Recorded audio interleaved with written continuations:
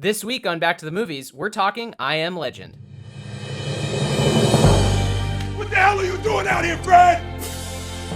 How did you get out here? We're going back to the movies. We're going back to the movies. We're going back to the movies. We're going back to the movies. Hell. What's up, everybody? Welcome to another episode of Back to the Movies, the silver screen time machine where we travel back to a specific year of cinema history and explore what made it special. This season, we're going back to 2007. I'm your host, Ben, and with me, as always, is my co-host, Nat McGee. Nat? What the hell are you doing out here, Nat? Nat, if you're real, you better tell me right now! It's my favorite part of the movie. I love it so much. Oh, God. Are you talking to yourself, Ben? Just kidding. How's it going, Ben? What's going on? We're back. Not much. We're back. We took a week off because I got overwhelmed with some work, but it's good to be back. We didn't really announce it to our fans that we'd be taking a week off, but that's okay. They understand, I think. Ben, I wanted to tell you about something in my life that's really cool. Tell me. I have physically been back to the movies. Can you believe it? Oh my God. Yeah. I've been 3 times. If you can stomach that. Yeah, man. I'm double vaxxed and I'm just going for it. I am no longer afraid. What'd you see? The first movie I saw back in a cinema was Cruella, Disney's Cruella. I took my fiance Jessie out to a nice movie night, but she bought the popcorn. She was pretty pissed about that. I was like, come on, I bought the tickets. But yeah, we saw Cruella. It was a good time. Not the best movie in the world, but it was a nice way to just kind of ease back into going to movie theaters because it was a big movie and pretty low stakes. Then I went to New York and I saw 8.5 in a movie theater, the Fellini movie at Film Forum with my friend Davide. We were just talking about how you needed to rewatch that. Yeah, so I did on a big screen. And then last week we went back to the Pocono movie theater and we saw In the Heights, which, my God, if you have a chance to see it in theaters, please do, because it is a huge movie, and it's especially huge when you see it on a movie theater screen, because it was a rare opportunity where, because of this crazy deal that HBO has, we were able to go home and immediately rewatch our favorite scenes on the television, and it was amazing to see the difference between seeing it on a huge screen and seeing it at home, and it really put things in perspective that movie screens are amazing. So highly recommend seeing that one if you can. We got this close to seeing In the Heights in theaters this last weekend, but the timing just didn't work out. So we will probably almost certainly go this coming weekend. It'll be my first time back in the movies since December of 2019. So I'm really excited. It is really worth seeing it in a theater. If anyone's thinking about it, I highly recommend checking it out because it's just a good time. It's a musical and there's tons of people in streets and in shops, and it feels like we're back a little bit. Even though there's variants, I'm a little concerned about that, but what are you gonna do? I'm vaccinated. Come on. So yeah, it's cool that I was able to go back to the movies and live out the title of this show. Speaking of Back to the Movies, please, if you have a chance, give us a 5-star review on Apple Podcasts. It really helps boost up our show in the ratings game. And I don't think we've gotten a new written 5-star review. So if anybody wants to write a little paragraph about us, we'll read it here. We love it when new people write us a little review. Spread the gospel. Tell a friend.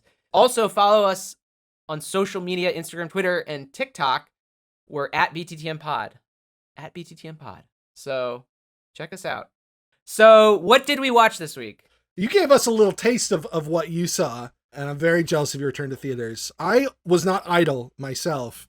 As soon as I got through this big project I had, I just binged movies. I watched 6 movies in the last 4 days. Okay, give us a very quick rundown. I'll just tell you the 2 things I watched that I thought were the most interesting. I like that. The first is Thursday night, Grace came home. She says, I want to watch something scary. Oh, wow. So I turn on the old Criterion channel and take a look at what their horror offerings are. And I found this Japanese movie called Cure, which I never seen. It's from a director named Kiyoshi Kurosawa. no relation to Akira Kurosawa, but it was from around the same era as The Ring and The Grudge, the late 90s Japanese horror. And it was a really fascinating movie. The premise was pretty silly, and I won't spoil it here, but the execution was impeccable. I want to talk about this one scene really quickly. It was a level of craftsmanship that you just don't see in American horror movies ever, period. It was an interrogation scene between a murder suspect and the main cop character. It takes place entirely in one shot, and just done with really intricate blocking, and very much in the manner of Akira Kurosawa, where the spatial relationships between the characters told you so much about the power dynamics and the subtext, their relationship to the frame. But the thing that was the most incredible about this scene was that it was not only very technically proficient, it was also extremely suspenseful. In theory, that should be super academic, right? Like a single shot, very choreographed scene like that. But Kurosawa was so specific about when characters obscured parts of the frame or using motion to draw your eye away from a point of danger, that the scene was incredibly tense. I couldn't believe how cool that scene was. And so that movie's definitely worth a watch. So I highly recommend that, Cure. Ben, why don't you write a letterbox review on it, and we can read exactly what you just said, and people that have watched the movie are interested in your perspective could get that. Yeah, I'll get back on that horse. I've been better about letterbox recently. I just, I was coming off of being really busy. I didn't want to take the time to log all these things. I mean, at the end of the day, it is social media and it's utterly meaningless. But, you never know if someone's going to really, get a cool perspective because of something you thought. So who knows? What's the other one you wanted to mention? Speaking of social media being utterly meaningless, the other thing that I watched that I wanted to mention was Bo Burnham's Inside. Oh, yeah, the Netflix show. I've been meaning to check it out, but we just haven't. We've been just going to the theaters, Yeah, it's a way to rub it in.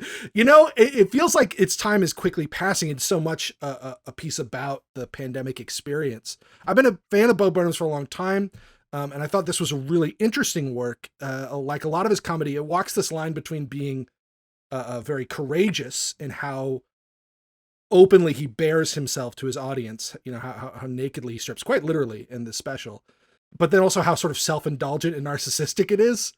So it's definitely an interesting one. I don't know how I feel about it, but it's worth a watch, particularly as the first piece of like prominent pandemic art to come out. Let's get into the meat of this episode. This week, we are talking about a 2007 movie that, in my memory, was a very, very, very big deal. Oh, absolutely. In terms of marketing and in terms of hype. The movie in question is called I Am Legend. It stars Will Smith. And we had a little debate over whether we were going to cover this one, and I kind of insisted that we had to because it just felt like such a piece of the 2007 pie. Yeah, it's a movie that for me exists only in that year. I totally agree that the hype was deafening by the time this movie was released, and it certainly has found an audience, but not a particularly big one. And I personally find the movie to be very forgettable, disposable, empty. Oh, absolutely. I actually think it makes a really interesting counterpoint to Stardust, which we talked about last week, because both of those movies have merits. Like, there are things about I Am Legend that are laudable, but they're also both deeply flawed, and it just sort of depends on what your proclivities are, like what you go for, and that's the movie that sticks with you. Yeah, I never saw Stardust back in the day. I gotta say, after watching I Am Legend for the first time since seeing it in theaters, I'm probably more inclined to rewatch Stardust. This movie, I Am Legend, is just so... It's kind of like nothing. Like, and I know that there's a lot of puns to be made there. It's like, oh, it's nothing. But it really is. Like, I just don't understand this movie's perspective. I don't understand what it's trying to say. I don't understand the main character's motivations, really, other than that, like, he's just generally gone crazy. Yeah. And yeah, it just seems so undercooked as a movie, which is really surprising because you see that it's Will Smith and that it's this huge blockbuster and that they had lots of money, and you'd think that they would have kind of worked out a serviceable screenplay, like an Independence Day situation where it doesn't just completely fall apart. But this is a movie that just... It's like there's like acid rain in the last third of the movie and it just melts the movie's clothes and it's just a screaming naked person. Like it's so fucked at the end. This movie is, you go to to a beautiful modern restaurant with all like stainless steel and everything is fancy and nice. And you order this dish and it comes out and it looks really professionally made and you bite into it and it's unflavored tofu. And even then, like, the restaurant's kind of dated already. Like, it's a modern restaurant from 2007. And now you're watching it back now, you're like, man, this kind of looks like shit. Like, but like you said, in 2007, this was one of the most anticipated summer releases. I grew up in New York, and it was a huge deal for like me and my high school friends to see the city empty. That was a huge selling point of the movie, and we were all really excited to see that because it was just so cool. Little did we know that 14 years or 13 years later, we would just get to see that in real life. When the COVID-19 pandemic took over New York City and emptied the streets. So even that aspect of the movie is like no longer impressive other than the fact that there's like deer and grass and stuff in Times Square. Everything else I've seen, IRL. The scene where they're scanning people's foreheads wearing N95 masks. I'm like, oh, fuck, man. Yeah. Well, and then like the empty streets, like I when I left New York the week after the pandemic started, like I experienced that. I have a video from the back of the car I was in that is just driving for like 10 blocks and there's no one on the street. And it's like a crazy video because any other time other than like 4:00 in the morning, that would not happen. So we've lived through it, at least in terms of the abandoned city. So even that aspect of the movie is now kind of ruined. So yeah, it's not a great aged movie, but we had to talk about it because it is 2007. Before we get too deep, you got to run us through the plot of I Am Legend. Do you have a name for your story section this week? I Am Story. Great. You know, sometimes the obvious choice is the right choice. Yeah. Okay, so in the near future, man has created a cure for cancer through a virus. It's going to be a spreaded virus that cures cancer. But wait, the virus mutates and it actually turns everyone into a vampire. So Will Smith is this fancy army doctor who decides to stay behind at ground zero of the virus, aka Manhattan, which is now completely abandoned. Will is there with his dog, and he's gonna figure out how to cure this virus, and in the meantime, he's just gonna survive. He's gonna fight the vampires, he's gonna collect samples, and he's gonna have a little fun too. So, unfortunately for him, the vampires get the better of him, they kill his dog, he goes nuts a little bit, and tries to go on a revenge tour of killing all the vampires, but then this lady shows up with her son, moves in with Will, he figures out the cure, and then he kills himself in an act of heroic suicide, and she brings the cure to survivors, and that's the end of the movie. If that ending sounded really tacked on, it's because that's exactly how it feels when you're watching the movie too. So yeah, it's a really bad final third. Now, I have to say, your plot description was a little too long, but that felt appropriate. Thank you. Well, I thought I heard you say 10, so I really went for it. And then somewhere along the way, I tried to cut it off into opinion. So maybe I made the cut there. But yes, that ending is very hard to summarize because this lady literally comes out of nowhere. Comes out of nowhere. And there's 2 scenes left in the movie at that point. They're long scenes, but that's all that's left. Just, about 10 minutes worth of Shrek.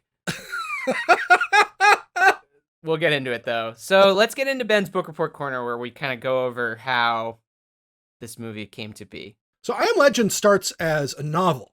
It was written by Richard Matheson, who is a legendary sci-fi horror fantasy author. Apart from the numerous books and short stories that he wrote that have been adapted or classic works of science fiction, he also was a screenwriter. He worked on a lot of film and TV, including things like he wrote Nightmare at 20,000 Feet, the classic Twilight Zone episode. And he wrote Duel, the Steven Spielberg TV movie that like really launched his career. I was reading that he kind of that I Am Legend invented, for lack of a better word, like the post-apocalyptic genre. Like that hadn't really been done before. It was also one of the first books to try and offer a scientific explanation for a supernatural phenomenon. Oh. You know, this trend that you see in fiction where they try to like explain the zombies or the vampires or whatever. That's a big part of the book, is like explaining biologically why these things are like vampires. It's not just like random magic. And it's not just that the book was influential, it was then adapted into movies multiple times, which also became hugely influential. The first version, I watched all three of these, like I said I was going to. The first version in 1964 is called The Last Man on Earth. It stars Vincent Price, and it is very faithful to the book. And very interesting about it is the way the vampires are presented, which is much more akin to zombies than vampires. Okay. They're like slow and they moaning. shamble around. They, are kind of mindless mobs, except that they can talk and they occasionally use tools. But what's really interesting about the way that they're presented is that it's almost identical to Night of the Living Dead, which will come a few years later. Oh, interesting. The movie that created the modern conception of the zombies owes a huge debt to Last Man on Earth and to I Am Legend. Okay, so what's the second? The second adaptation comes in 1971, so it's only 7 years later, but the movies could not be more different. It's called The Omega Man, stars Charlton Heston, just tooling around the city, wearing the most spectacular 70s fashion you've ever seen. Track suits and frilly shirts and satin suits. It's spectacular. That one is worth noting for two reasons. One, it was the movie that Warner Brothers made after they acquired the rights to the book. And Warner Brothers is also the one that makes the 2007 version. So The Last Man on Earth is kind of a separate entity, but Omega Man and I Am Legend have a lot of shared DNA. And it goes beyond just the studio because Omega Man was a big influence on the director of I Am Legend, Francis Lawrence. And there's a lot of elements in I Am Legend, the movie, that are taken from the Omega Man that aren't in the book. Okay. The opening of the movie where he's racing around the city in a red sports car is right from Omega Man. Okay, so this is like a little bit of a remake of Omega Man along with the book. Yes. They diverge pretty significantly, and some of the plot points are more like the book, but for the most part, it seems like it's more of a reboot or adaptation of the film than of the book. So here's what I want to ask you, Ben, is like, has there ever been an accurate interpretation of what it would be like if there was just a single person on Earth? Like, they never go into like the crazy shit you could do. Like taking over, going to like Area 51 or like, I don't know, just all the funny things you could try to do. They always get bogged down with like some plot or like someone else shows up. Cause I guess it's really hard to maintain a narrative like that. But like, I just one time want to see the movie where like the guy just actually goes nuts, but does all this cool stuff. Like he just like blows up like 200 cars at once or... It's cheating a little bit, but Zombieland, that was kind of the big appeal of that, right? Is that like they go to the White House, they go to Bill Murray's mansion. Yeah, that's true. That's pretty good. But again, it's still only there's like groups of people. I want to see the one guy who's just so bored out of his mind. Even there's like a TV show, Last Man on Earth, and at the end of the first episode, someone else shows up, and I'm like, so this is bullshit. He's not the last man on Earth. This is not what I want. I just want to see like one movie where they just go all the way with it, and the guy's like just like the most ridiculous. He's like, oh, I burned down Chicago again. LOL. Like stuff like that. I don't know. They've never done it justice. So one day. With each of the film adaptations, the Robert Neville character does get more sort of creative in their survival mechanisms and in what they do. You know, in the first one, Vincent Price still lives in his suburban tiny ass house, drives around a station wagon, doesn't like go anywhere cool or do anything cool. In the second one, Charlton Heston's got like a cool penthouse pad and he plays chess against a bust of Julius Caesar. But in I Am Legend, he's hitting golf balls off the Intrepid. Like, they're really up in the ante there. Yeah, I guess he's kind of limited by the vampire situation. Like, he can't go like to the IMAX theater and like watch whatever he wants. You know, in Omega Man, in the very opening, he sits down to a movie. He starts up a projection of Woodstock and he watches the movie and he almost gets caught out because the movie's too long. I guess in this story, he has to solve the virus, so he can't do suicidal shit. Like base jump off the Empire State Building or like, I don't know, just do some cool stuff. Some crazy stunts. The next time they adapt it, they'll go even bigger. He'll drive the Intrepid. Yeah, why? What? Come on, dude. You're not going to solve the Intrepid. virus. Let's go. With a couple of successful adaptations under their belt, Warner Brothers in the 90s was looking to adapt it again, to use the material. And there was a long and tortured production cycle of trying to get this movie made. There are two other versions of this movie that I really want to see. The first was with director Ridley Scott, starring Arnold Schwarzenegger, targeting around like 1997 was when that would start production. God, I really want to see what that movie would have looked like. That would have been cool. I mean, I'm just picturing like a Total Recall with nobody else there. I don't even know what it would be. Well, yeah, I guess if you think about Ridley Scott around that time, it would probably still have the gravitas of like Gladiator. Well, but it's pre-Gladiator, you know? He hasn't really hit that level yet. Maybe. He's still a genre guy, and he hasn't had a huge hit in a while. Yeah, that's true. But no, I think Arnold would have been really funny to watch by himself for a long period of time. After that version falls apart, it gets shopped around to Michael Bay, and he brings on Will Smith, having just worked with him on Bad Boys in the early 2000s. So that's the other version that could have existed, and that's when Will Smith comes on the picture. I think Bay would have made a very different movie and maybe a more interesting one. Yeah, probably. This movie is like doesn't take many chances, to be honest. It really doesn't. It has some visual elements that are intriguing. I mean, just the imagery of the abandoned city is not nothing. Yeah, but I don't know. It's not an auteur situation, even in the Michael Bay realm of things. Once Bay drops, Smith stays on the picture, and they start looking for a new director, and they land on Francis Lawrence. This is early on in his career. He started as a music video director, but he'd only made one feature film before he gets this one. And that was Constantine. Constantine and this shared producer Akiva Goldsman, so when they had an opening, he thought of Lawrence, and Lawrence comes on board. But despite the fact that this movie had been kind of gestating in production for such a long time, once Lawrence gets on board, it gets rushed into production. Will Smith is working on Hancock, but it's facing delays. This film was supposed to release the next year, but they decide to switch it at the last minute. Yeah, I remember that. This was a really weird time for Will Smith. He had all these weird movies that, like, I guess people wanted to see, but then, like, I didn't actually go to see them. I saw I Am Legend. That was kind of the last straw. Like, when Hancock came around, I was like, I'm not seeing that. That looks like more garbage. It seemed like he was too big for the movies. You know, I don't know exactly how to say it, but it was like, we talked about in our very first episode of the season with Zodiac about how properties were starting to become more important than actors. But Will Smith is from a generation before that. He is the selling point of the movie, and he can overbalance a production.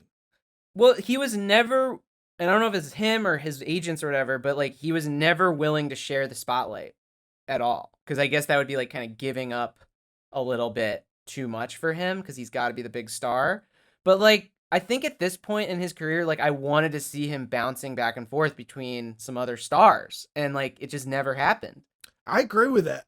The closest he would ever get is like being with Tommy Lee Jones. And like, he can't get outshone there because that's an older guy. And so many of his best movies and best performances involve him playing off another person. Independence Day, the Bad Boys movies, Men in Black. Yeah, and this is just a string of movies at this point where it's just him as the major selling point. And it just didn't work, I don't think. Even if those movies made a lot of money, like, you just don't, when you think Will Smith, you think the 90s movies. Yeah.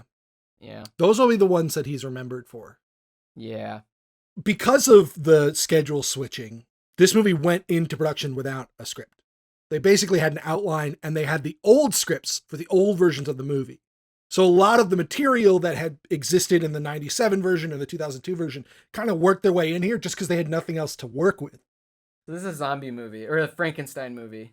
It very much is. And I think you can tell, I think a lot of the thematic emptiness of this movie, like the lack of anything existing beyond the immediate, is because there's no spine, there's no script, there's no, you know, It's just like a series of vignettes set in this stunning empty world without any thought of what that's supposed to mean.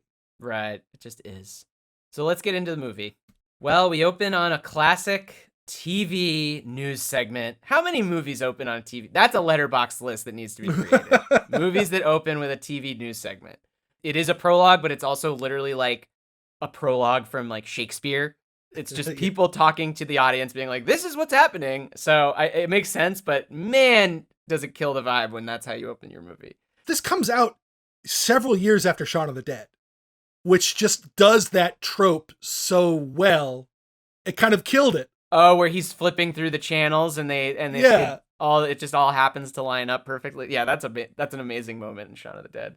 It was already a cliche at that point, and now it's been like postmodernized. You can't just play it straight. What are you doing? So it's Emma Thompson as some doctor who claims that she's cured cancer by creating a virus that instead of causing a virus, it cures the virus, even though it's cancer. So it's a virus that you catch that cures your cancer. And she uses an analogy. She's like, imagine there was a fast car with a bad guy in it, but instead of being a bad guy, it's actually a cop. Can't you imagine the good that would do? And I'm like rolling my eyes like, this movie hasn't aged well at all. Oh, man. This is the only scene Emma Thompson's in. She's the second biggest actor in the movie. This is the only scene she's in. She's uncredited in the movie. Emma Thompson of Cruella fame, by the way.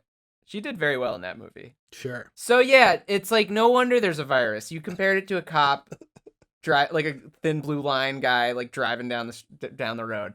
So then we open up to William Smith, Robert Neville, and he is hunting deer in Manhattan. And it comes after this pretty cool succession of shots of abandoned Manhattan. Like it cuts from her being like, we're gonna cure the world, into 3 years later, Manhattan's just abandoned. We get our car commercial for the new Ford Mustang. Will is driving around pedal to the metal in the Mustang with his dog and his AR through the streets of Manhattan, just tearing the road up with his Mustang. Not a good way to hunt deer. Yeah, he's chasing deer and it seems like he's going really fast. And I'm like, you could just roadkill them, right? Like you don't have to get like a clean shot. He's like on the trying deer. to shoot out the side window. He's trying to do a 60 mile per hour yeah. drive-by with an AR, like a two-handed weapon. It makes for a striking visual, other than the fact that like the CGI animals are PS3 quality. They look so shitty.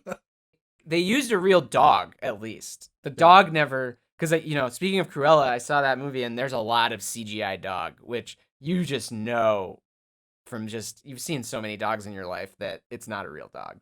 And I think the same goes for deer. I can usually spot a CGI deer. There was a really bad one in 3 Billboards. They look bad. The city looks pretty good, but honestly, it's already kind of showing its age. Just those like shots of abandoned New York, you can kind of tell it's totally fake. And yeah, I don't know. What do you think about all this? You have no thoughts? Wow, for once. That's okay. No, I mean, I got stuff to say about this sequence. I mean, I think we first have to talk about Will Smith. Okay. He is this movie, and we sort of touched on our feelings on his career, but it's worth noting that when this movie comes out, he is at the zenith of his career. He is close to the end of a tremendous run of box office success lasting well over a decade. He's coming off of the most awards buzz that he's ever had in his career with Pursuit of Happiness the year before. Like, this is peak Will Smith superstar. Yeah. Yeah, he was just as much of a selling point for the movie as the empty city. What do you think of his performance? Without anyone to play off of, is there still something here that's worth watching? Yeah, I think no matter what, you're going to have a pretty good time watching Will Smith. Like, he's a very charismatic guy, and like he's pretty beautiful to look at. He's always going to do his Will Smith thing where he kind of like needles the people that he's around. In this case, it's just himself and a dog, but he still manages to do it pretty well. And like, I don't think he personally is one of the big flaws of the movie. I have a crazy thought about this character. I think they are trying to make this guy too real. Interesting. I don't think it's the right tone for this movie at all for him to be this. He could be crazy, sure, but to be this incredibly morose and emotional guy who we watch going through breakdowns way more often than we watch him doing anything else, having any other emotional state. It's just not fun. No, it's not that fun. I don't know. I'm of two minds, because you're right that it's not fun, but like, he is still a pretty fun person just to watch. If you're gonna have to watch a person all alone for an hour and a half, he's one of the best people for that. I'm with you on Will Smith as the performer. I guess it's the character. I mean, if there were more scenes of him talking to the mannequins, with that kind of energy, and fewer scenes of him, freaking out about Sam, I feel like I'd be more on board. Yeah, this movie, it is a weird choice for Will Smith to be the guy because like this movie invests a lot in him going crazy. You just don't expect that from a guy like Will Smith, and like I feel like he doesn't sell that particular element. What I like is when he's telling the dog like eat your vegetables. Like that's Will Smith. That's classic. I like that stuff. Yeah. It's there are post-apocalyptic movies that trade on the dourness of their scenario, of their extreme nihilism and their depression. But this is trying to be a big crowd-pleasing blockbuster. It's about him gunning down vampires with an AR-15. I need a little bit of joy from my main character. Yeah, it's weird. It's almost like a shitty PS2 game or something. Like where they just are like, we have this really cool idea and we have this great main character who just cracks jokes, but then it's like also just made by really depressed people and it's just depressing. Like you're kind of like, what is this? It's like formless. So I don't know, but we kind of are going off the subject of Will Smith at that point because it's the whole thing. It's the whole thing. Yeah, but I think there are actually one and the same. I don't know if this is true, but it feels like a lot of that emotional rawness is written into the script so that Will Smith can play it. Right. If this movie was, for instance, if this movie was starring Charlton Heston in 1971, you wouldn't put those scenes in there because that's not what Charlton Heston does. But that is what Will Smith does in the 2000s. Yeah. That is post Pursuit of Happiness. He plays these, extremely emotional characters. And if this was somebody else in that role, a less talented and capable actor, sure, but someone whose persona is a little bit less serious, the movie could have been a lot more fun. Yeah, it's really not a fun movie at all. It's really fucking sad. And for no reason. And the material is sad too. The book is extremely nihilistic. Let's keep going. We have the dog, Sam. It's a German Shepherd. Good dog. And yeah, it's the supporting character, the biggest supporting character in this movie. And we learn later that it was a puppy when shit hit the fan, so it's kind of grown up in this apocalypse. And yeah, I mean, it's kind of emotional manipulation for sure, but it's also it's a dog movie. It's a dog movie. If the dog plays this much of a character in the movie, I can't get that mad about it. But it's a good dog. It's a good dog, and it's all right. It's all there. It's not a CGI dog, so I'm happy about that. This has also got to be one of the last dog movies with a real dog, right? I mean, beyond those weird dog movies like Dog's Life, where they actually drowned a dog. Right. That's totally they totally still do this. It was such a part of our childhood, right? With the whatever the Beethoven and See Spot Run and Homeward Bound. K9 and Homeward Bound. Yeah. Hey, about Cruella though, they did have a real dog for some of it. So they're still doing it. It's just anything interesting. When this dog was fighting the CGI dogs, that would now be a CGI German Shepherd. Sure. It's a good dog performance. There were two dog actors, Abby and Kona. Aw. They did good job. Good girls. Yes. There's one other thing I want to talk about with this movie that I think is kind of interesting. The predominant setting for post-apocalyptic films is the apocalyptic future, right? It's Mad Max. It's the book, I Am Legend. It's the future where everything is so distant that the remnants of the old world are almost non-existent anymore.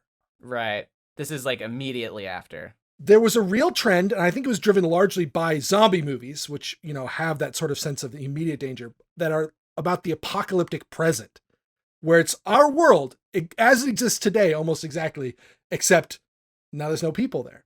Right. Well, yeah, what's that movie? 28 Days Later? They did exactly. That. Yeah. Exactly. And it is a really different feel. There's something interesting about that. Lawrence, the director, said, we didn't want to make an apocalyptic movie where the landscape felt apocalyptic. So I think that's a really interesting quote. It's I think after humans, they all just disappeared. That's later in Will Smith's career, right? Oh, after Earth. Oh, God. Yeah. All right, we can keep going. We see a flashback to when things went wrong in the immediate aftermath of the virus getting out of hand. And Will Smith is shepherding his family across town to a helicopter so they can escape because they have clearance, and he's gonna stay behind because like he has to stick around at ground zero in order to solve the virus. You better believe the movie's gonna say ground zero like 7 times. Yeah, he's got a lab in his little. He lives in a very expensive apartment on Washington Square Park, which we see he lives there when it goes down. So great salary he's making, and he says we can reverse the spread. And just after hearing like stop the spread for the last year, I just laughed out loud, like reverse the spread. Like, what? So yeah, he's got a little daughter who's played by Willow Smith of I Whip My Hair Back and Forth fame. Everyone's freaking out, and they're in a huge SUV, and that's the extent of this epic scene. This movie is weird. It's like really tiny for such a big movie. There's 3 flashbacks in the movie, and they're all part of one sequence. Right. It's not different moments that are maybe related to the current scenario. It's one story that's been broken up, and we're sort of intercutting it with the main storyline. And it's true that, like, to some extent, the first one in particular feels like it's just set up. It doesn't mean anything except to establish wife and kid. I mean, and just to establish, like, oh, he was there when things went wrong. Like, it's just showing a little bit more exposition of, like, oh, everyone freaked out. Like, things went crazy. It's fine, but it's just kind of, it's so meh. The whole movie is meh. Even the standout moments are just kind of shitty. I really think the problem is not in any moment-by-moment execution. It's the lack of soul. Yeah, exactly. That isn't building to anything that means more than what it shows. This movie is exactly the sum of its parts. I will say this, though. Leading up to the first flashback, like, the kind of general pacing of, like, him going around town, him having dinner, him telling his dog that she's got to eat her vegetables. And also, by the way, my dog, Junie, also doesn't eat her vegetables. So, probably a dog thing. It's kind of cool. And then when he shuts all the storm windows, you're kind of like, oh, what's going on? And I can imagine, like, if you hadn't been vigorously marketed to and had no idea what this movie was going to be, like, that would be kind of interesting. But of course, anyone who saw this movie when it came out knew exactly what they were getting themselves into. So, like, I was trying to kind of watch it from that perspective, but even after the first flashback, that kind of stops being interesting too. So after the flashback, we get the scene where we find out definitively that Will Smith can do a lot of pull-ups. And he's got a great body, even in his later 30s. He does like 12 pull-ups? And then is running on the treadmill with the dog. Yeah, Love no, that. he's super fit. Even though, like, I feel like that's such a space thing. It's like, okay, you got to stay in shape, or like we're stuck in one spot, so I gotta do this crazy workout. But like, he then goes and walks miles and hunts. Maybe he needs to do the pull-ups to stay strong, but he doesn't need to do a workout on the treadmill. That's where I'm kind of like, they weren't even thinking about this movie. Like, he scavenges all day long. He doesn't need to do a cardio workout. Like, if anything, that's going to fuck him up even more because it's going to take... He's in, like, an intense survival situation where, like, he has to, like, actually think about the calories that he burns every day. But he's doing, like, a sprint on a treadmill? Really dumb. He's got to be ready to fight the vampires. Sorry. The Dark Seekers? Yeah, whatever. It's not worth it. Also, when he goes out, he's got a Goodfellas DVD in his gun closet, which I thought was really funny. You got to remember to return it to the video store. Oh, I thought it was just like his special spot for Goodfellas. That's cool. So yeah, he goes to a video store to like kind of have some semblance of a routine. And he's set up some mannequins at the video store that he can talk to. I want to point out that when I mentioned it at the sign-off last week, I said the mannequin's name is Frank. It's Fred. But there's also a mannequin named Hank, so I'm pretty impressed with myself. Well done. Do you think this would actually help in any way to like just have like really one-sided conversations with a mannequin? I don't know. It gives me more like nuclear test site vibes than like, oh, I'm in a community. The part of it that I have a hard time buying is that he would go get the mannequins, move them to the video store. That's the part that I trip up with. But once they're there, like, I could see it being nice to just kind of like have it be part of the routine. I like the way this movie explores his routine. Not just the things that he does for his physical well-being, but for his mental well-being as well. Like, he's like, I'm going to watch every movie in the movie store. Like, that's kind of a cool idea. And I guess like Tom Hanks had Wilson to keep him company. I'm like, yo, you have Sam. Like, I feel like that's more than enough. I talk to my dog all day, every day. So like, and it does help if you're all alone to just be like, what are you doing? What's going on? I feel like that's totally enough versus like pretending that you're going to hit on a mannequin. It also starts to fall apart later when the mannequins become the source of his emotional distress. Yeah. In order for that scene to work, you have to buy that he would need them as his emotional support. Yeah, it is what it is. It seems really weird when he freaks out at the mannequin later in the movie, but I guess he's going through a lot, so he has his freak out. And then later when he talks to the one after Sam's death, that's the one that I really think is weird, that scene. So something happens where they end up in a dark building together. They chase another deer. Oh yeah, they're chasing a deer through the streets, and the dog runs into a dark building, and Robert freaks out. Will Smith freaks out, and they are trapped in this building with a bunch of vampires that are really, really lame. The vampires, no pun intended, suck in this movie. They're just so boring. They're just gray people. I want to get into that, but before we do, I have to say, I think this scene is good. I think this is very visceral, effective filmmaking. The scene is scary. It is scary. No, it's really good. It's a good scene. It's one of the best scenes in the movie. With the way it uses light is all really clever and visually strong. So props where this movie deserves it. This scene is good. And you're scared for the dog because it's a dog and it doesn't know any better.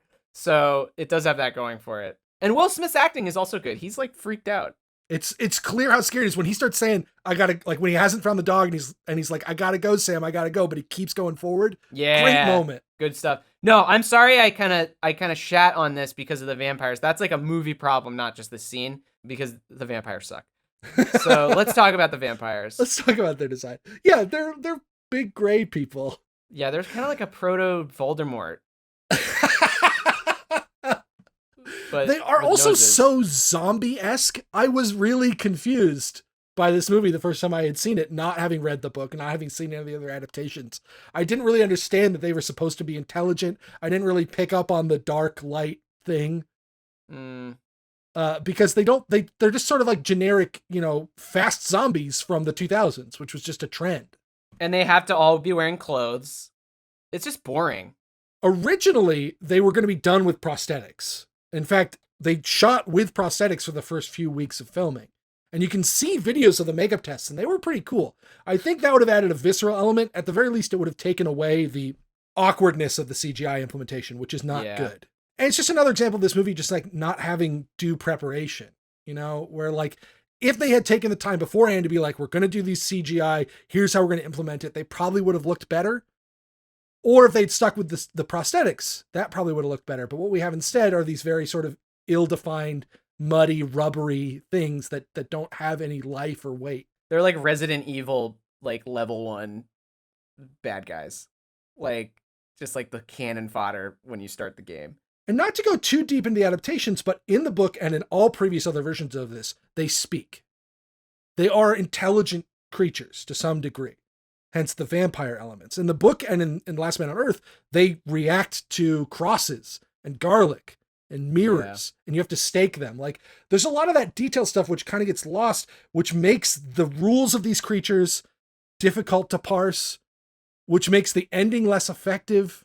Well, are we going to talk about the whole thing with the ending of this movie and how, like, we have to talk about it is intensely different? We'll talk about it later, but yeah, I've never actually read the book, but like from what I've read about it, they like kind of ruined the whole point of this story by messing with the ending here. They made the baffling choice to finally call this after the title of the book and then change the one thing that makes that title make sense. Right. Well, unless you count their really, really, really ham-handed way of doing it. So then we get another flashback. Again, it's the same moment when they get to the choppers, and it's just this huge shoot at the Brooklyn Bridge. It's pretty crazy. There's a lot of people. They're at the Brooklyn Bridge. You see it. It's pretty cool. It was at the time one of the most expensive scenes ever filmed. It was over $5 million just for this one scene. And why waste it on this scene of all, like, that's the most expensive scene ever filmed? Like, guy runs up to a helicopter. I guess it's because it's in New York City. It's the extras. It's the military involvement. It's, shooting at the Brooklyn Bridge. What could you have shot for a scene in the same amount of time for $5 million if you were, like, in a studio or if you were out in the wilderness or something? Like, you could probably go so much bigger. You can make an entire movie with $5 million. Well, yeah, that's there have been many movies made that are better than this movie for less than that amount of money. I guess I'm trying to say, like, what scale could you get to? Sure. But yeah, it's a weird waste on this scene. So they get to the pier and the military have these fancy thermometers that test people, which we're all very used to at this point. I think they're eye scanners that are checking pupil dilation, because he Okay. talks about that when he's trying to cure the one that he's captured. But yeah, so his wife gets flagged at first, and then Will has to like bust out his military rank, and he's like, scan her again. And it's this like tense moment, and they do end up scanning her again, and wouldn't you know it, she's clean. So like the temperature checkers don't work. Like, I know they're completely unreliable. Like I know that that's such a nitpick, but it was just funny to me.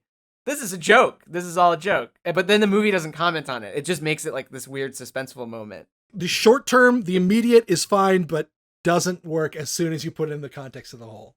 Yeah. This movie is the way I put it here in the notes is it's long on details and short on substance. Yeah. A lot of good details in this scene.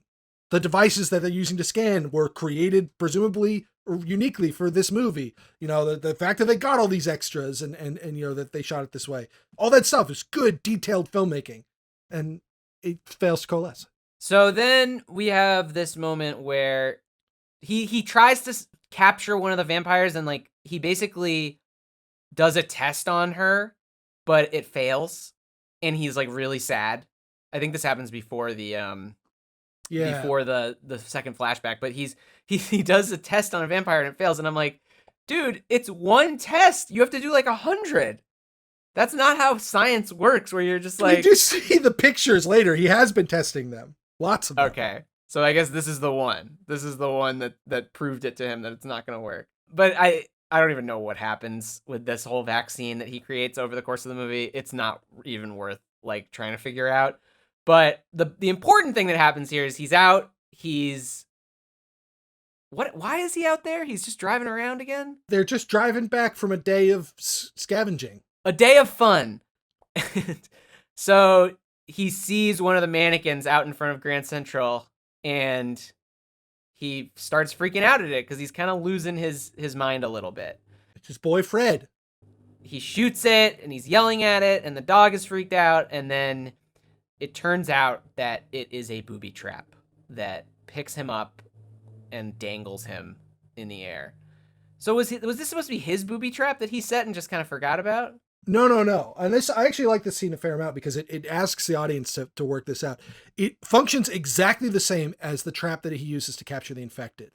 When he captured the infected, we know that the alpha saw him do it. Sticks his head out and gets burned by the sun. Alpha vampire who's always yelling at Will whenever he shows up. And so what we understand from the scene is that the alpha created an exact replica of the trap. Got it. That there is intelligence here, that there is planning and foresight and understanding. So, okay, I didn't really get that. I kind of thought like Neville just forgot that he had laid a trap there. So that's cool. But then the movie does absolutely nothing with it because they end up just murdering all of the vampires without them ever, making any kind of statement. This is very upsetting because during the escape from the trap, he wakes up, there's vampire dogs. They come at him. He's running away, but he fucks up his leg, and Sam's trying to protect him, and it's very, very, if you're a dog lover, it's tough because the dog gets bit, and the dog unfortunately gets infected, and eventually the dog has to be put down by force because it turns. All right, I got a problem with this scene. I got lots of problems with it, but I just thought of a new one. We learn at the end of the movie that the vaccine that he created that cured the rat also managed to cure the woman, but only once her body temperature was lowered, because one of the effects of the virus is that it raises your body temperature. So he had to get it low enough so that it wouldn't like burn up the vaccine or whatever. So it works on a rat and it works on a human, but it doesn't work on a dog because he gives it to the dog, and yet she still turns. But then kills the dog like 2 seconds later. Yeah, I don't know. It doesn't make any sense. But all of that is meaningless in the face of just the raw emotion of a dog being hurt, a dog being whimpering and being covered in blood, and then a dog being suffocated to put it out of its own misery by its master is just so fucked. My dog, June, actually came to me during this scene. She knew that I was upset, and I literally held her while I watched this. And I was like, it's okay, it's okay. And it was great because it really helped me out. This scene is clearly well executed because it absolutely gets an emotional rise out of me too. But I think it's a goddamn cheat, and I hate it.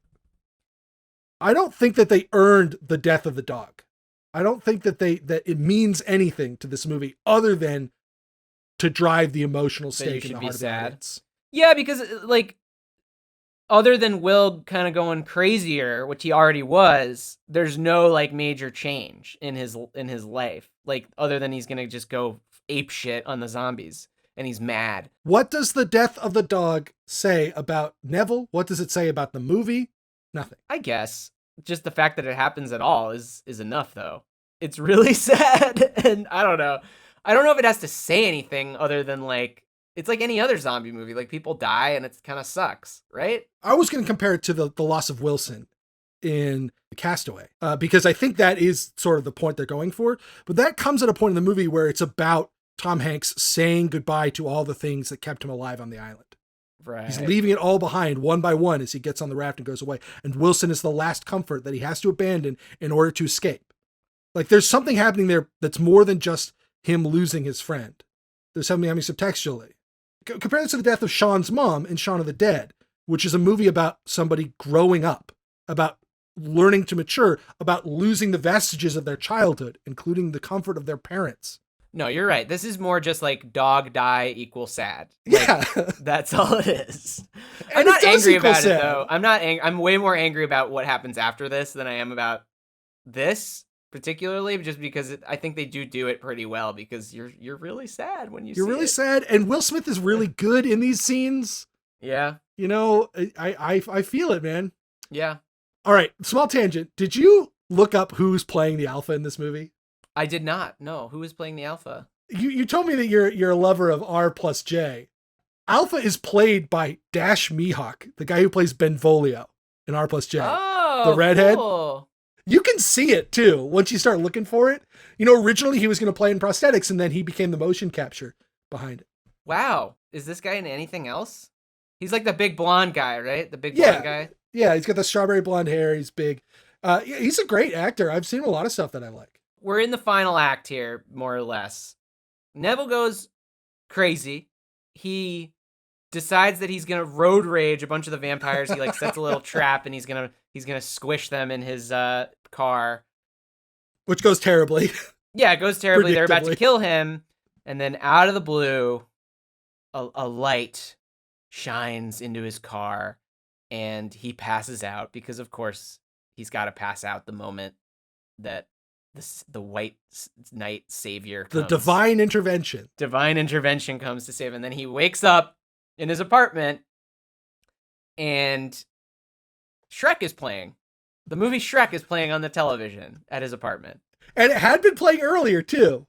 Oh, I didn't catch it the first time. But yeah, so we see Shrek is playing, and then he walks into the kitchen, and there's some lady, a young Latinx woman, and a young boy are cooking breakfast in his apartment. And he's like, what the fuck is going on? Man. Yeah, he is a real freak out. This is a total nosedive. From what was already like not a great movie, but like a decent movie, maybe. But man, when this happens, it's over. It's completely 100% over when this goes down. This scene is very long. I guess it's a series of scenes, but this sequence of him discovering Alice Braga, Anna, and Ethan, the boy, reacting to them, calming down, coming back, talking to her about Bob Marley. Like, it's just really long. Reciting like 2 minutes of Shrek dialogue for no reason. Like, so much Shrek dialogue. And you cannot figure out what the narrative purpose of this is. How is this serving the plot? Forget about the themes. How is this serving the plot of the movie to introduce this now at this point in the story? The only thing that it does is bring the vampires to the house. Yeah, and she is like not an intriguing person, and like her story is pretty lame. She's just like, I was on a boat and it blew up and now I'm here. I found you. And you're just like, what the who are you? Like, where did you come from? What are you? How did you get to Manhattan? All the bridges have blown up.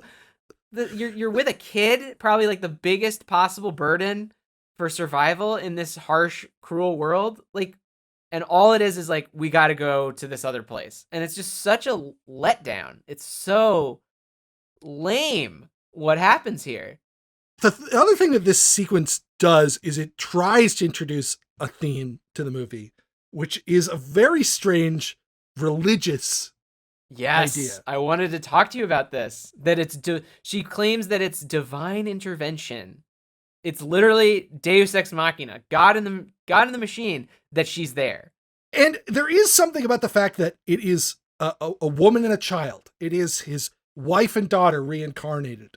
An opportunity to right a failure in his life, a moment when he had no control, and now he has control. And I think those ideas are interrelated. You know, like, this is purgatory, and now he can make amends for the great sin or whatever. But I really can't tell you exactly what it's supposed to mean, because it feels more like coincidence. Well, the movie does this weird thing later, too, where there's the butterfly tattoo. Remember that? Right. Follow the butterfly. It's literally like the same exact thing as the end of Signs, where it turns out that little clues in his life were actually clues to a really important moment at the climax, and it's like basically proving like there is a God that's like guiding us on a path. And that movie is about a man who has lost his faith. Right. That is right. His character arc is rediscovering his faith. But faith is not a part of this movie until Alice Braga comes into it. Yeah. It's really not. It's way more like survival and like staying physically sane. Unless this movie is suggesting that in his role as a scientist, he is therefore opposed to God. Like, that's the best I can come up with. No. You don't need to defend these hack screenwriters that are trying to rewrite this movie for the 15th time in like 10 years. Like, it's just shitty. Like, that, I don't know what to tell you. And obviously, this movie wants to be about human beings playing God and the consequences of that, you know, with them developing the virus as a cure, but then it becomes a disease. You know, there's something there, but it doesn't coalesce. It doesn't say anything profound or interesting. I have two things I want to mention here. The kid is he's one of the young guys on Ozark, which I thought was kind of cool. One of the Langmore brothers. I don't know if you watched that show, Ben, but I think it's pretty good. And also, the scene that you mentioned about them talking about Bob Marley, he's like, you know Bob Marley? And she doesn't know Bob Marley, but did I get this right that she does know Damian Marley? I think so. She says Damian Marley. And I'm like, what type of person knows Damian but doesn't know Bob? This conversation is the worst. Unbelievable that she's aware of Damian's name, but not Bob. Bob Marley is unavoidable. And we know this movie takes place in a very real 2007. Like, there's Hairspray musical commercials. Like, this is the real world. And this lady knows Damien, but not Bob. Maybe there's some nuance to this that I'm not aware of, but to me, that's insane. I have one other thing I want to say about this sequence here, which is that I saw this movie in theaters in Vermont. And when they mentioned the survivor colony was in Bethel, Vermont, we were into that. Yeah, this is our movie, Ben. This connects the two of us. New York City and Vermont, all in one film. We are the safe zone because it's too cold in Vermont for the virus. Not Maine, not Canada, not Alaska, but Vermont, too cold. Aren't you glad that we were joined in union by this film geographically? Yes, it was destiny. It was God's plan, Nat. It was when I walked into Chapman University and I saw you and your butterfly tattoo on your neck. Long story short, the vamps show up. They storm the house. He blows them to smithereens with some IEDs that he's got saved up. They storm the lab. The big bad guy, the Benvolio, is there trying to get him. And, oh God, they go down to the basement lab. The vampires are trying to break the glass. And then all of a sudden, Will Smith is just like, the cure is in her blood. And he takes the blood of the vampire that he's got on the shelf in there, gives Alice Braga the blood, and then he's like, you go, I'll stay. They'll keep chasing you if I leave. And then he pulls a grenade and suicide bombs himself to kill all the vampires. Yeah, he does. That's what happens. And she goes out the back. What does that say She goes out the back. Robert Neville, about the value of science? Well, cause the disease. I mean, we'll just do the end as well. She goes to Vermont and she has this monologue that's like, he sacrificed his life for the good of humanity. That is his legend. And like, man, it's like Poochie level. Like, I need to go. My people need me. Like, it is really, really bad. Really badly done. And it's far from the worst thing in it, but that crowd that had cheered at the mention of Bethel, Vermont, 20 minutes earlier, booed when they finally saw the scene shot there, because it is so clearly not Vermont. It's the flattest Vermont that has ever existed. And lo and behold, it was filmed in New Jersey. It really is flat. It's like just trees for miles. Yeah. Nowhere in the state of Vermont looks like that. Oh, God. So, yeah, I'm sorry I kind of blew through the whole entirety. It's not worth talking about as like an action The set attack piece. action sequence is like, it's functional, but not exciting. It's not good or interesting. For a movie that was touted as using the entirety of New York City as its action landscape, this is a really sad finale. Having the climax, inside a row house, it's just not interesting when you're in the city of skyscrapers.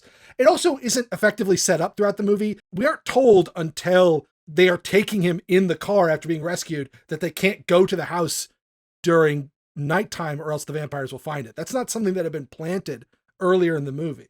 But the real problem is that the ending just doesn't make any sense. It doesn't feel like the conclusion of the story we've been watching. It doesn't feel like the satisfying end to Neville's arc. It doesn't make sense with the title. And that's because, of course, this is not the way the movie was supposed to end.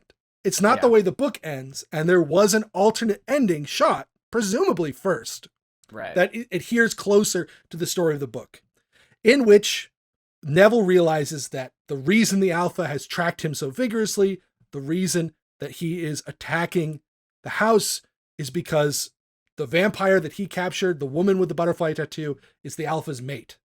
And that they have a whole society that he has never appreciated. That they have affection and love, and that they have built a culture that he is apart from, and that to them, he is the monster who captures and kills them and walks in daylight. That's in the book, too. That's like the whole point of the title. It's exactly. Like, I am a vampire, basically, to these people. To these vampires, I am the new vampire. legend. It's almost like I am Bigfoot. I am the monster. And the movie handicapped itself early on by making the monsters bestial instead of intelligent. In the book and in the other versions, they build a whole society. Yeah. Here, they are animals. The affection that the Alpha has for Butterfly Tattoo Lady is no different from the male and female lion in the beginning of the movie. And Will Smith even says, like, they don't have any traces of humanity left. And yet, the movie is setting things up, like, with the trap to indicate that there is more happening there, and then completely fails to pay it off. And honestly, like, I don't understand why you wouldn't use that ending. I feel like that's a better ending than I'm gonna suicide bomb myself to kill everyone. It's literally like, it seems, I keep mentioning video games, but it seems like the moment when you're playing a video game and you're like, wouldn't it be funny if I just blew myself up right now? Like, there is actual thematic resonance to, even if it's disjointed or whatever, but it's more interesting, certainly, to have a revelation about the vampires that we've been fighting the whole movie, as opposed to just like, all right, I'm just going to blow everything up now. Good luck, lady. And there is a lot of rich subtext to that kind of story about evolving cultures, about the way that new cultures and old cultures clash with each other. That is very sort of like globalist.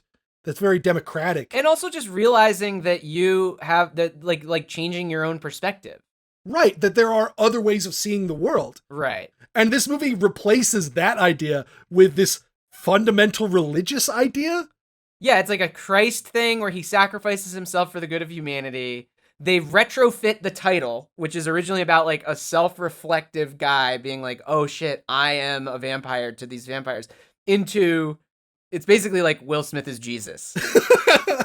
He is the savior of humanity. That's what they've retrofit it to, and they literally make it the last line of the movie. My assumption, and there have been some discussion of this and there's been contradictory answers, but my assumption is just that the prospect of making a movie where it's revealed that the one character we spent the entire time with, played by Will Smith, is actually sort of the villain of the movie the whole time, was just something they didn't think was going to be marketable. Yeah, that's a damn shame, because it's an interesting idea, and I think people can handle that.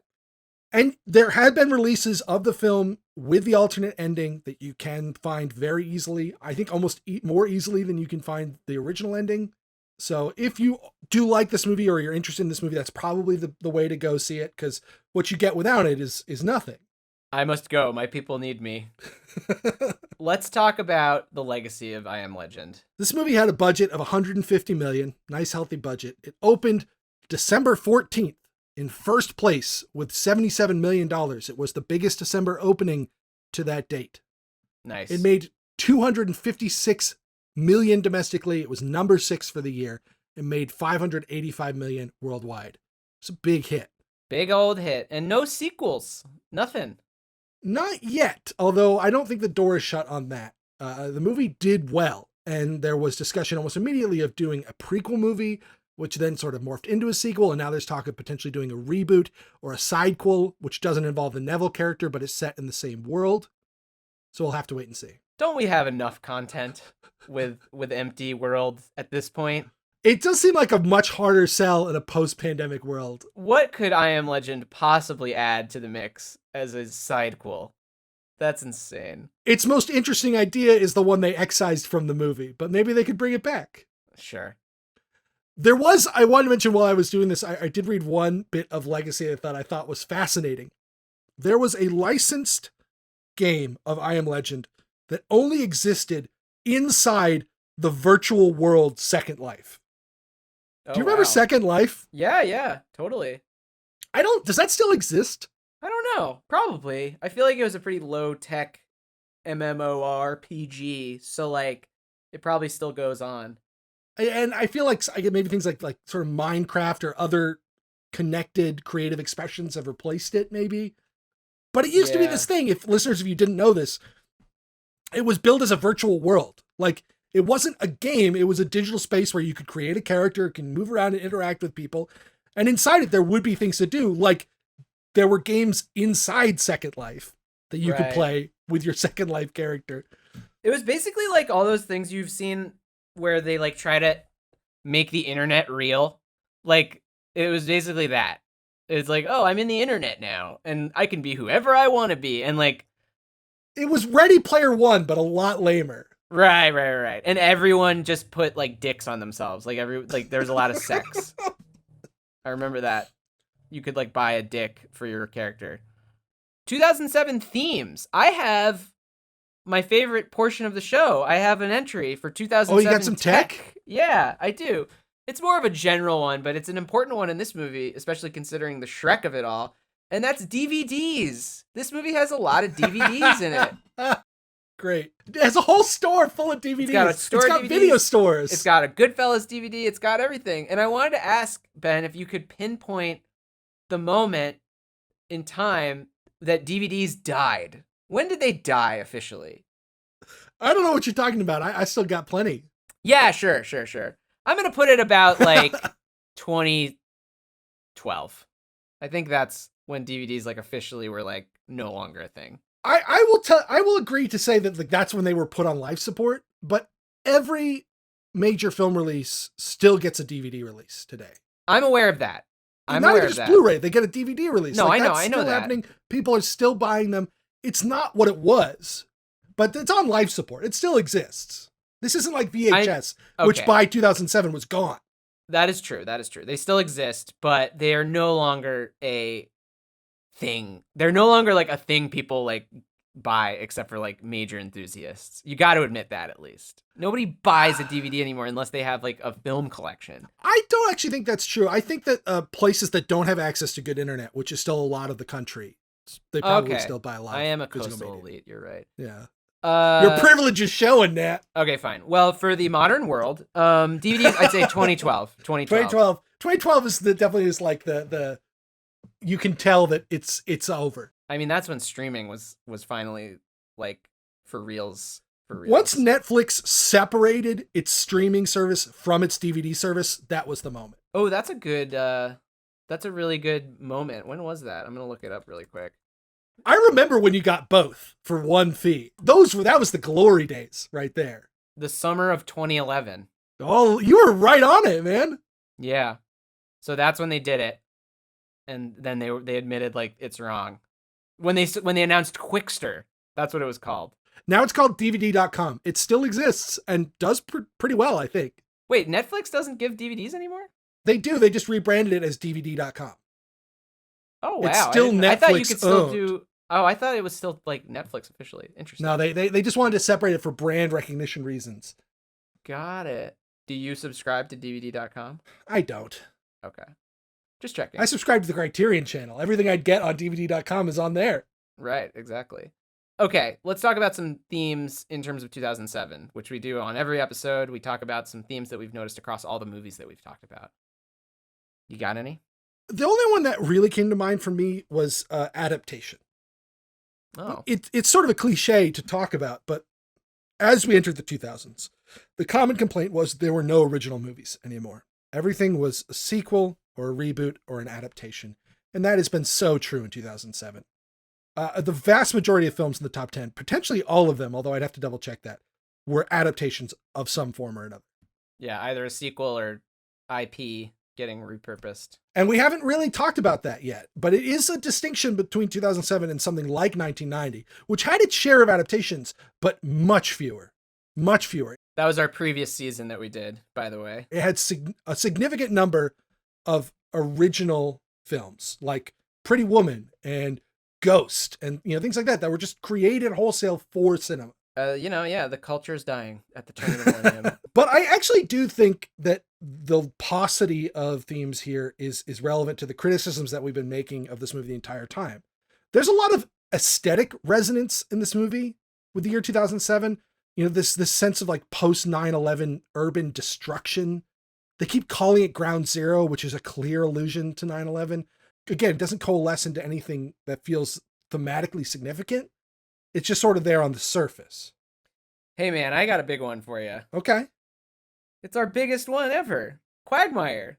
This is Quagmire the movie. The world is stuck in 2007. Every week we talk about how these movies are like talking about the Iraq War is going on forever. You feel very stuck in one particular moment. And man, isn't that what Robert is? He's stuck. He's literally stuck in the world of 2007. I considered Quagmire, but I had originally dismissed it for a couple of reasons. The first is that he is actively pursuing escape the entire time. A lot of these movies, they like aren't. That's sort of the Quagmire-ness of it, is that they're not just trapped, that they're more like stuck in the mud. And here he's actively working towards a cure for the whole movie and then finds one in the end. And the other reason is that there's sort of like a lack of choice to it that I don't know if that really rings true, but it sort of felt true to me. This felt different. This was not a situation that he asked for and was doing everything he could to remedy it. Although, I totally agree that like it's a horrible situation that he can't escape. Yeah, it's a quagmire. He's in a quagmire. I think it's very, very much there. He goes to the pier by the Brooklyn Bridge every day. He's got that thing where he's like, my name is Robert Neville. I will be at the pier every single day at midday when the sun is highest in the sky. And like, and he's literally stuck in the physical world of 2007. There is this element of like repetition, where it's Yeah. like he has routine that he has to do every day. Right. All right. think Maybe it's maybe very I was much being there. too limited in my view of what Quagmire meant. No, I think it's very much there. And it ties in with all the other themes of 07, which is that it sucks to be in 2007.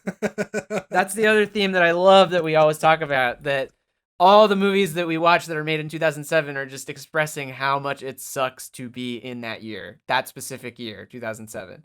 And, you could argue that things have gotten worse since then, but there is just something special about 07 where all the movies are like, man, wasn't the past better?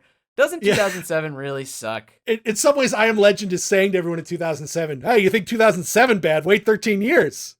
Sort of, yeah. But then at the same time, it's like he's also stuck within 2007. It's like he has to watch Shrek. He has to walk by a Hairspray poster. Like, he's literally stuck in that physical space of 2007 New York City. So I found that very amusing. Anything else you want to mention about I Am Legend? No, I think we covered it. Okay. If you like this movie, sorry we ragged on it. I know it has its fans. Does it? Wow. Cool. Next week, we are discussing some documentaries from 2007. We're going to talk about King of Kong, which you can rent on VOD. And we're also going to talk about Taxi to the Dark Side, which was the winner of Best Documentary at the Oscars. And that is on Amazon Prime. So please check those out if you're interested in hearing about some docs. Follow us on social media at BttM Pod on Instagram, Twitter, and TikTok. You can also send us an email, bttmpod@gmail.com. Please, if you can, leave us a 5-star review. We'd really like to help get the word out, get a few more listeners. And hey, don't shy away from Letterboxd as well, the best social media app of them all. You can follow me. I'm at Nat McGee. And I'm at Hane101. Thanks to Andy Gagnon for our music and Jackie Saltzman for our artwork. For Back to the Movies, I'm Nat. And I'm Ben. And we'll see you next week when we go back to the movies. We didn't talk about the Batman v Superman poster. Oh, yeah, I saw that. And I was like trying to remember, like, was that a thing back then? But it definitely wasn't. This was Warner Brothers Dark calling Knight. their shot. Yeah. I would have gone to see any fucking Batman movie after Dark Knight. But within 10 years, they've ruined their reputation. Are you going to go see The Batman? I might go Robert see that Pattinson? one if it's good. If it gets good reviews, I'll go see it.